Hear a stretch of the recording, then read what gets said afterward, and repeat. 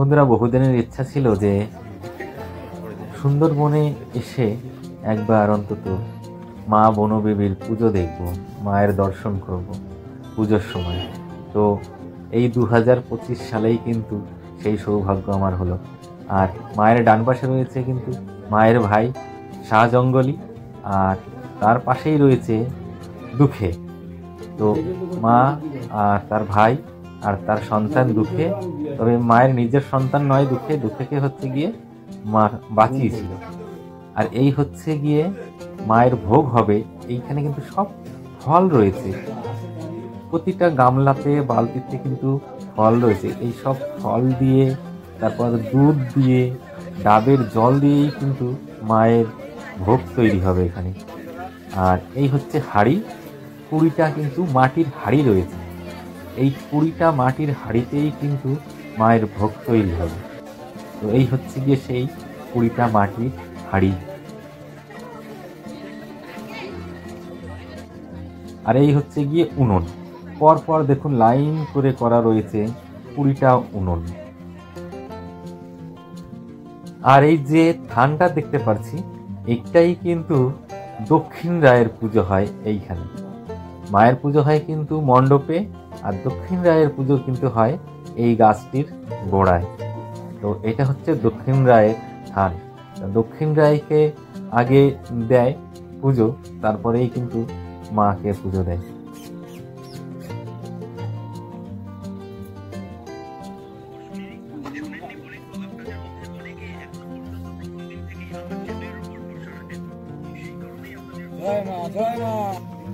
এটাই প্রথম নিয়ে এলো ভোগের হাঁড়ি। তো এই হাঁড়িটাই প্রথম মানে রান্না হবে, প্রথম মানে কি এটা দিয়ে শুরু হবে। তো এইটাই কিন্তু মায়ের কাছে নিয়ে যাবে, কারণ কি এটাই মায়ের মেইন ভোগ। সবই মায়ের ভোগ, কিন্তু এইটা মায়ের কাছে প্রথমে যাবে। এই প্রথমে যার জন্য নিয়ে এসেছে এই হাঁড়িটা।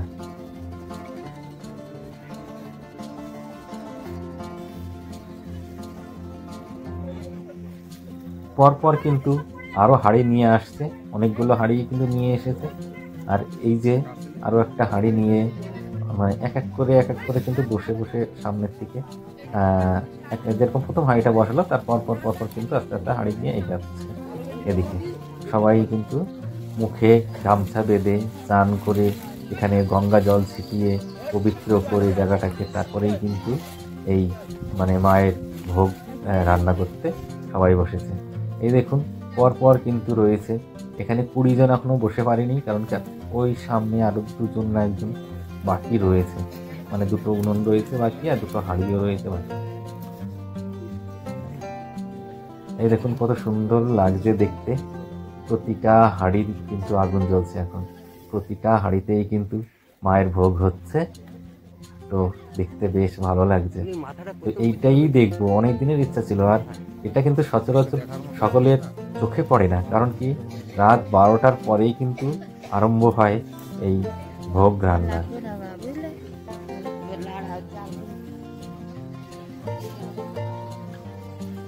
সবাই কিন্তু মুখে কাপড় দেওয়া, কেউ কিন্তু একটা কথা বলে না, একদম চুপ।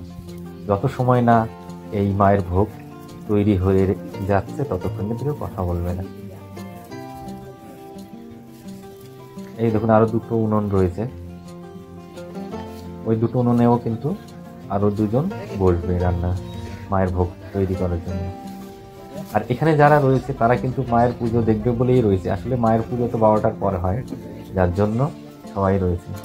এখান থেকেই হাঁড়িগুলো সব রেডি করে, মানে এখান থেকে সে ফল, তারপরে দুধ, তারপরে কি বলে আর কি সব জিনিস ওখান থেকেই রেডি করে দেয় হাঁড়িগুলোকে। আর এখানে এসে কিন্তু রান্নাটা বসায়। আর কারোর যদি একটু জল কম হয়ে যায়, তখন কিন্তু এই যে তিনি প্রত্যেকটা হাঁড়িতে অল্প অল্প করে জল দিয়ে যায়। তবে এই জিনিস কিন্তু সবাই সচরাচর দেখতে পারে না, অনেকেরই ইচ্ছা থাকে, কিন্তু এইভাবে যে মায়ের ভোগ হয় রান্না, এটা কিন্তু সবাই দেখতে পারে না। অনেকে ইচ্ছা করে দেখার জন্য, মানে ইচ্ছা থাকে দেখার, অথচ দেখতে পারে না, কারণ অনেক রাতে হয়, গভীর রাতে। মানে এখন বাজে প্রায় 1টা, 12টার থেকে শুরু হয়েছে, এখন প্রায় 1টা বাজে। এত রাত্রে বলে অনেকেরই দেখা হয় না। আর মায়ের পুজোও হয় কিন্তু অনেক রাতে। এই যে প্রথম যে হাঁড়িটা বসিয়েছিল সেই ভোগটাই কিন্তু মায়ের কাছে এই যে নিয়ে এলো, মায়ের কাছে থাকবে এই ভোগের হাঁড়ি।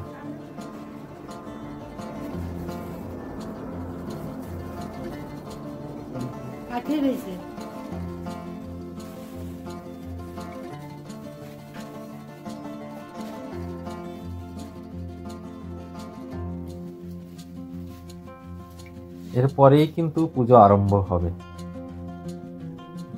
ভোগের হাঁড়ি চলে এসেছে, এবার এই পুজোটা আরম্ভ হবে।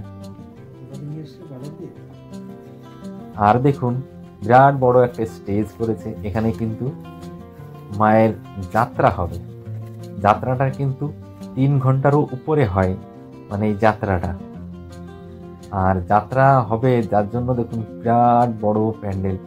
এই প্যান্ডেলে কিন্তু পুরো কাতারে কাতারে লোক থাকবে।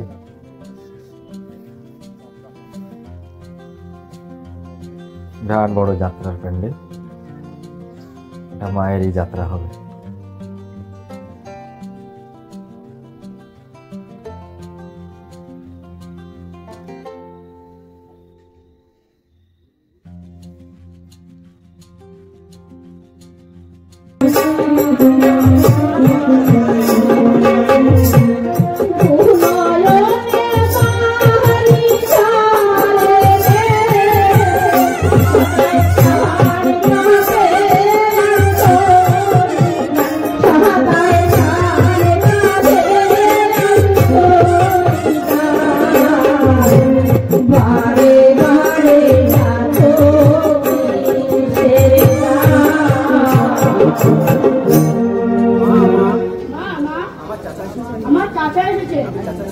আমি চাচার সহিত মোমবাতি ব্যবসা শিখতে যাবো।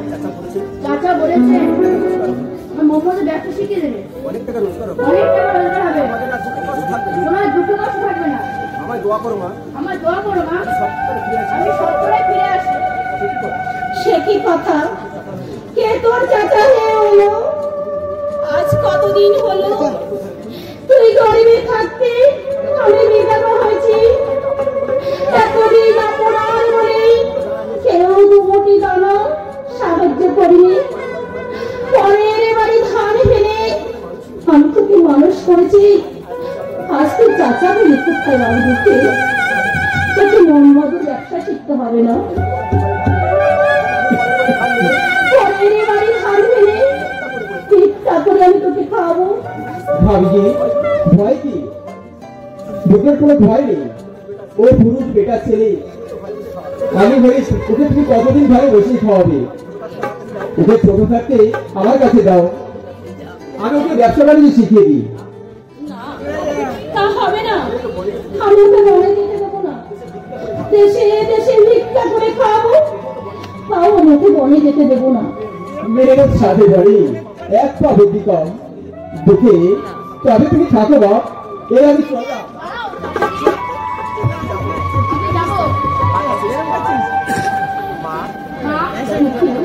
কেন তুমি আমাকে বাধা দিচ্ছ?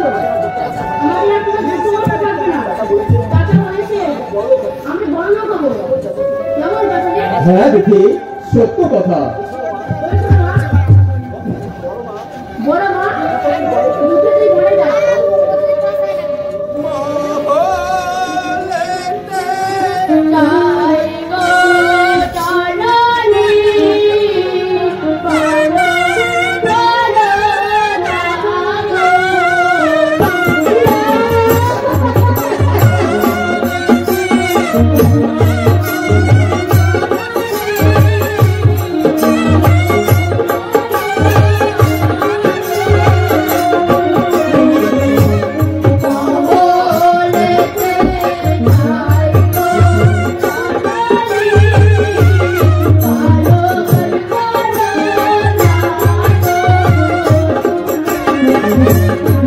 বন্ধুরা, এই ভিডিওটা এখানেই শেষ করছি। আমার ভিডিওটা যদি ভালো লাগে অবশ্যই লাইক, কমেন্ট, শেয়ার করবে। আর আমার চ্যানেলে যদি নতুন হন তবে অবশ্যই সাবস্ক্রাইব করে সঙ্গে থাকবেন। থ্যাংক ইউ বন্ধুরা, দেখা হবে নেক্সট ভিডিও।